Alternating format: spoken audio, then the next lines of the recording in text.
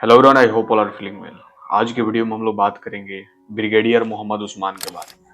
वो नौसेरा का शेर जिसने पाकिस्तान के ऑफर को लात मार दी। साल 1947 भारत आजाद तो हुआ, लेकिन बंटवारे के जख्मों के साथ एक तरफ नया मुल्क पाकिस्तान बन रहा था, तो दूसरी तरफ काबलियों के भेष में पाकिस्तानी सेना कश्मीर को हड़पने के लिए आगे बढ़ रही थी। इसी बीच एक ऐसा योद्धा खड़ा हुआ जिसने खुद मोहम्मद अली जिन्ना ने पाकिस्तान का आर्मी चीफ बनाने का लालच दिया था, लेकिन उस जवाब ने जवाब दिया, मैं भारत का सिपाही हूं और मरते दम तक भारत का ही रहूंगा। दोस्तों, आज बात करेंगे भारतीय सेना के उस महान नायक की जिसने दुनिया नौसेरा का शेर कहती है, ब्रिगेडियर मोहम्मद उस्मान।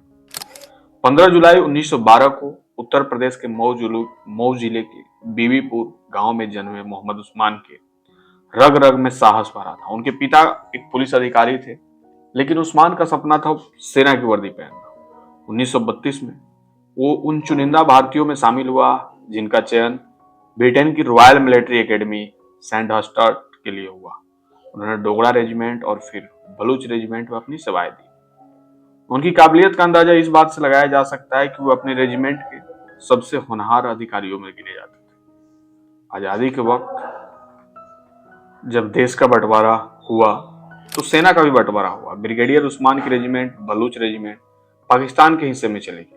पाकिस्तान के बड़े नेता और यहां तक कि जिन्ना ने उन्हें भविष्य में पाकिस्तान का सेनाध्यक्ष बनाने का प्रस्ताव दिया, लेकिन उस्मान के लिए वतन की मिट्टी सबसे ऊपर थी। उन्होंने इस लालच को ठुकरा दिया और अपनी निष्ठा भारत के साथ रखी। वे जानते थे कि धर्म से बड़ा देश धर्म होता है। 1947 में जब पाकिस्तान ने कश्मीर पर हमला किया, तब उस्मान को 50 पैरासूट ब्रिगेड की कमान सौंपी गई। दुश्मन ने झंगर पर कब्जा कर लिया था।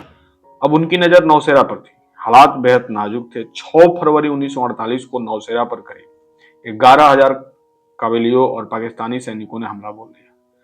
ब्रिगेडियर उस्मान ने अपनी छोटी सी टुकड़ी के साथ ऐसा चक्रव्यूह रचा कि दुश्मन के पैरों तले जमीन खिसक गई। इस लड़ाई में भारत के 33 जवान शहीद हुए, लेकिन दुश्मन के 1,000 से ज्यादा सैनिक मारे गए। इसी जीत के बाद उन्हें नाम मिला नौसेरा का शेर।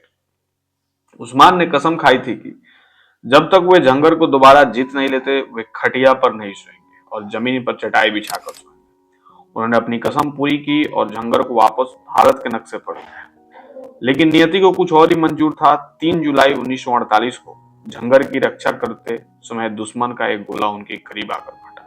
मां 36 साल की उम्र में भारत मां का ही लड़का शहीद हो गया।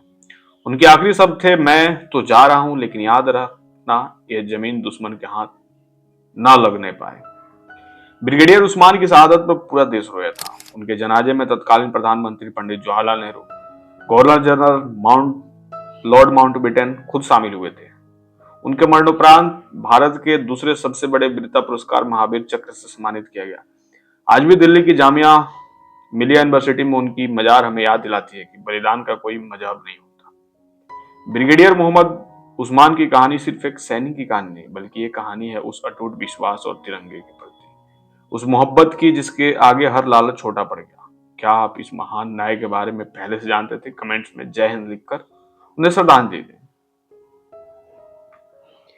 इसके साथ ही अगर हम बात करें ब्रिगेडियर मोहम्मद उस्मान के बारे में, तो ब्रिगेडियर उस्मान को बचपन में हकलाने की समस्या थी। उनके पिता को डर था कि इसी वजह से वो कभी किसी बड़ी सरकारी नौकरी में नहीं जा पाएंगे, और उन्होंने उस्मान को पुलिस भर्ती में होने की सलाह दी थी। लेकिन उस्मान ने अपनी इच्छा शक्ति से न केवल हकलाना बंद किया, बल्कि दुनिया के बेहतरीन मिलिट्री एकेडमी में जगह बनाई। इतना ही नहीं, 12 साल की उम्र में उन्होंने एक बच्चे को कुएं में डूबने से बचाने के लिए अपनी जान दांव पे लगा दी थी।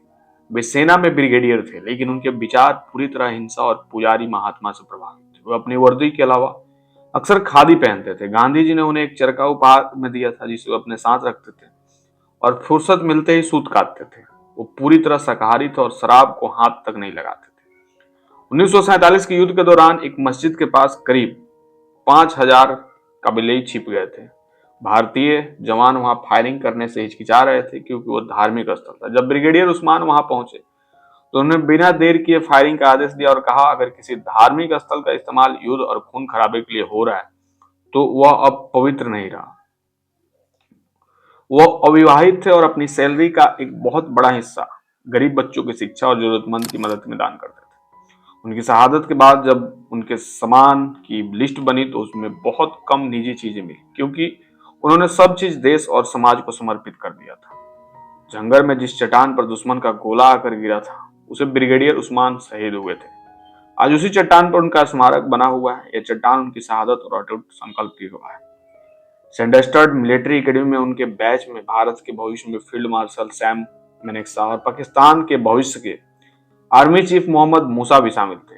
इतिहासकारों का मानना है कि अगर उस्मान 1948 में शहीद ना होते तो भारत के पहले मुस्लिम आर्मी चीफ बन सकते थे। जब उनका पार्थिव शरीर दिल्ली लाया गया तो नजारा ऐतिहासिक था। प्रधानमंत्री Jawaharlal Nehru, Maulana Azad, governor general Lord Mountbatten उनके जनाजे में शामिल हुए। उन्हें दिल्ली की जामिया मिलिया इस्लामिया यूनिवर्सिटी कब्रिस्तान में दफनाया गया, जो आज भी एक प्रेरणा का स्थल है।